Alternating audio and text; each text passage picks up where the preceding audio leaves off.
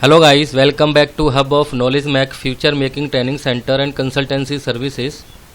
During this session, I will explain you sigma level versus CPK. Sigma level को कैसे calculate कर सकते हैं अगर हमको CPK की वैल्यू दिया है या फिर हमको सिग्मा लेवल की वैल्यू दिया है तो CPK का वैल्यू कैसे कैलकुलेट करेंगे.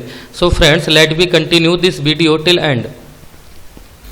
दोस्तों, यदि आप अच्छी जॉब ना मिलने के कारण या सर्विस में अच्छा इंक्रीमेंट ना मिलने के कारण करियर में पिछड़ रहे हैं या फिर दोस्तों आप डिग्री डिप्लोमा करने के बाद किसी कारण बस जॉब नहीं कर पाए हैं तो आप हमारा training centre hub of knowledge Mac join करें. हमारे यहाँ से इंडस्ट्रियल डॉक्यूमेंटेशन का कोर्स करने के बाद आप अपने करियर में ग्रोथ कर सकते हैं और अपने करियर को रीस्टार्ट कर सकते हैं. हमारे यहाँ से ट्रेनिंग लेने के बाद कैंडिडेट का IQ लेवल इंक्रीज हो जाता है और कॉन्फिडेंस बिल्डअप हो जाता है, क्योंकि सभी ट्रेनिंग प्रैक्टिकल व थ्योरेटिकल पढ़ाई जाती हैं और साथ में इंटरव्यू की प्रिपरेशन भी करवाई जाती है. The main objective of hub of knowledge Mac training centre providing training, placement and development of career. First, let's understand what is sigma level. Sigma level is represent the quality of product or service. Higher the sigma level, better the quality of product. दोस्तों, अगर आपको ये check करना है कि आपके process का output qualitative है कि नहीं, मीन्स जो प्रोडक्ट बन के निकल रहा है वो क्वालिटी प्रोडक्ट है या नहीं है, तो आपको सिग्मा लेवल से पता चल जाएगा. Let understand CPK.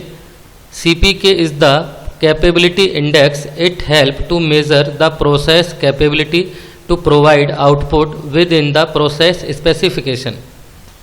CPK known as process central tendency because it tells about variation of process beyond the center. दोस्तों, CPK से हमें ये पता चलता है कि हमारा प्रोसेस का परफॉर्मेंस सेंटर में है या नहीं है. अगर हमारे प्रोसेस में वेरिएशन है तो ये वेरिएशन किस तरफ है, अपर स्पेसिफिक लिमिट की तरफ है या लोअर स्पेसिफिक लिमिट की तरफ है, ये आपको एग्जैक्टली जानना है. तो आपको CPK की अंडरस्टैंडिंग होनी चाहिए. तो दोस्तों, CPK को कैसे कैलकुलेट किया जाता है. CPK is equal to sigma level divide by 3. तो यहाँ से हम CPK को भी कैलकुलेट कर सकते हैं. अगर हमें CPK की वैल्यू दी हुई है तो हम सिग्मा लेवल को भी कैलकुलेट कर सकते हैं. तो हम एक एग्जांपल देते हैं. सपोज CPK हमको दिया हुआ है, CPK इज इक्वल टू 1.33. अगर हमको CPK दिया हुआ है तो सिग्मा लेवल हमारा क्या होगा. CPK का फार्मूला जैसे मैंने आपको बताया, सिग्मा लेवल डिवाइड बाय 3. तो 3 को CPK से मल्टीप्लाई कर देंगे सिग्मा लेवल कैलकुलेट करने के लिए. तो sigma level is equal to 1.33 into में 3. तो कितना आ गया सिग्मा लेवल 3.99. तो इससे हमें क्या पता चलता है, हमारे प्रोसेस का जो परफॉर्मेंस है वो 4 सिग्मा लेवल पे है. अगर हमें सिग्मा लेवल 5 दिया हुआ है तो CPK कैसे कैलकुलेट करेंगे. जैसे कि आपको फार्मूला पता है, CPK is equal to sigma level divide by 3. तो CPK कितना होगा, सिग्मा लेवल की जगह पे 5 को प्लेस कर देंगे डिवाइड बाय 3. तो 1.66 यानी अप्रॉक्स राउंड फिगर में CPK की वैल्यू 1.67 आएगी. तो दोस्तों, जब हम CPK को कैलकुलेट करते हैं तो उसकी वैल्यू से हमें ये क्लियर हो जाता है कि हमारा प्रोसेस का परफॉर्मेंस कितने सिग्मा लेवल पे है.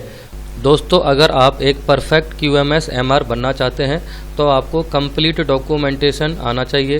कंप्लीट डॉक्यूमेंटेशन सीखने के लिए hub of knowledge Mac future making training centre पर कॉल करें. कंप्लीट डॉक्यूमेंटेशन सीखने के लिए hub of knowledge Mac future making training centre पर कॉल करें. अगर कोई इंजीनियर डिग्री या डिप्लोमा करने के बाद स्टार्टिंग में जॉब नहीं कर पाता है तो ऐसा कैंडिडेट हमारे यहाँ से ट्रेनिंग लेने के बाद अपने करियर को रीस्टार्ट कर सकता है, क्योंकि हमारे यहाँ पर सभी ट्रेनिंग प्रैक्टिकल व थ्योरेटिकली पढ़ाई जाती हैं और जॉब की गारंटी भी दी जाती है.